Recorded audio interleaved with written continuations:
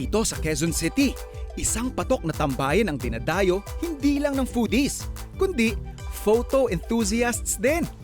Basically, Sunny16 Film Lab started in 2016. Naghahanap kami ng lab na magde-develop or magpo-process ng film namin. Para magbabarkada, set up kaya tayo. So it started with a small cafe dun sa lab where it is now, hanggang sa nakuha namin tong cafe.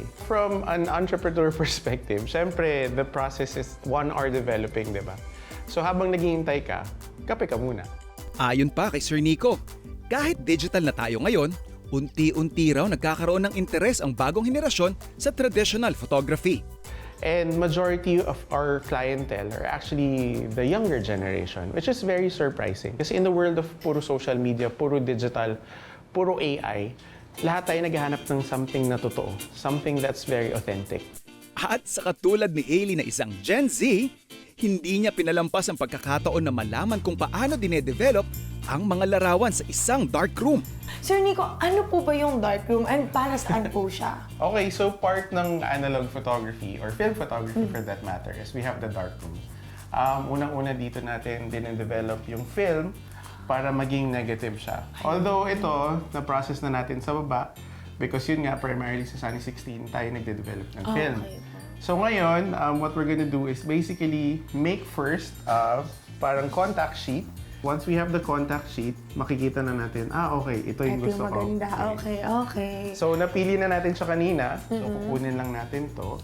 And then what we're gonna do is put it here. This is what we call the enlarger. Let's try this out, guys. Okay. So ready? We're gonna turn off the lights. Okay. So the red lights, they're actually called the safe lights. Safe lights. Okay, so Sila yung ngayon, safe talaga. pwede na natin i-load sa ating enlarger. So this is the film holder. Okay. So ilalagay natin yung film natin dito. You just slide it in. And then, pag close, we can put it here. Flip lang natin siya. So Hailey, gusto kong silipin mo ngayon kung sharp ba yung image o hindi. Ayan! Perfect! Okay. Kita ko na yung nose niya. So after that, papatayin natin yung ilaw. And then what we're gonna do is pretty much put the paper here. And then, saset natin yung time. Usually, mas mahabang proseso siya, pero shortcut natin. So pag expose natin, automatic na siya.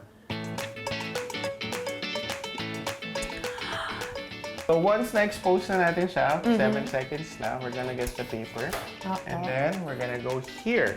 So, 3 steps siya. So bababad muna natin. 3 steps. This is the developer. So makikita mo, lalabas na yung image dito. Oh! Tapos yung next niya, basically, it's the stop para itigil niya yung process. Develop. Pagkatapos tigil ng process, meron yung fix para ma-fix niya yung image. Okay. We always encourage people na kahit nag-shoot kayo ng film or kahit digital for that matter, it's always different na pag nag-print. For someone na hindi na naabutan yung mga ganitong process ng pagde-develop, therapeutic po siya sa amin. Lalo na sa akin kasi bagong-bago siya. Because in this day and age, yung technology natin very advanced na. So yung pagkuha ng mga photos, yung pag-post, yun na yung normal. Pero ngayon ko na-realize na oo nga pala, iba pa rin talaga kapag physically mo nahahawakan yung mga photos. So one of our managing partner, si Francis, siya nagsimula. Tapos, madalas kasi we're all foodies. Tapos, majority doon ng partners mahilig sa kape. So, pag nag-meeting, parang, ito. And then, our chef, si Chef Denmark, he's very into Asian cuisine. So, nagkakaroon ng Asian fusion with our menu. So, umpisahan natin dito sa kanilang salpikaw. Oh my gosh! Isa to sa mga favorite dishes ko, guys. Yung amoy pa lang nito, guys, super garlicky yung smell. Ang sarap! Ang linamnam, ang garlicky. Sometimes kasi yung mga salpikaw, mas nangingibabaw yung lasa ng soy sauce. Pero eto hindi, guys.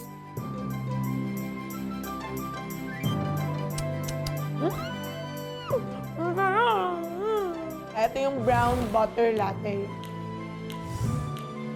Isipin niya, guys, kung nakatikim na kayo ng butter beer, gawin niyo siyang coffee, pero yung linamnam ng butter sa butter beer, nandito siya. para mas milkier yung taste. And very light. Meron din sila ditong Wagyu Cube Pokeball. So, tikman muna natin yung Wagyu Cube, okay? Ayan, ang sarap! Ang lambot, guys! Kung naghahanap kayo ng lasa ng baka, malinis, tapos magaan, ito yung perfect para sa inyo. Okay, first time ko pong iinom ng matcha sa buong buhay ko. So, tikman natin to, everyone.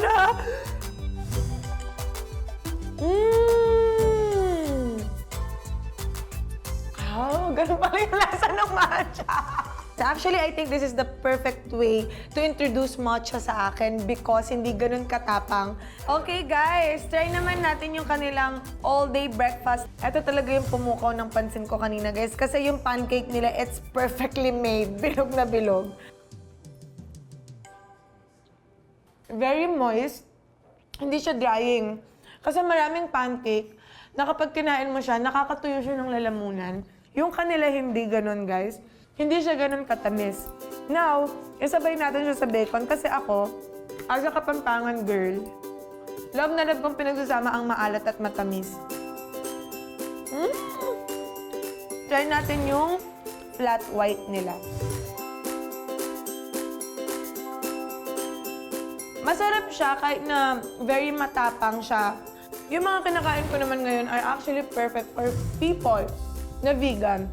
Dahil etong dinatry ko ngayon is vegan sisig. Para talaga akong kumakain ng pork sisig, pero tofu yung nandito sa loob niya. Ang galing. Nalalasan ko yung baboy kahit walang baboy. So, eto is cauliflower na may sriracha. Dahil nakikita mo, visually nakikita mo siyang mukhang chicken. Parang ang nalalasahan mo na rin chicken. Yung pinaka-favorite ko po is yung salpikaw. Sobrang gustong-gusto ko yung garlicky flavor ng salpikaw nila. Tapos sa drinks naman, yung favorite ko yung caramel latte. Sobrang sarap niya. Very mild lang yung lasa, pero nabibigay niya yung kick ng coffee na need ko.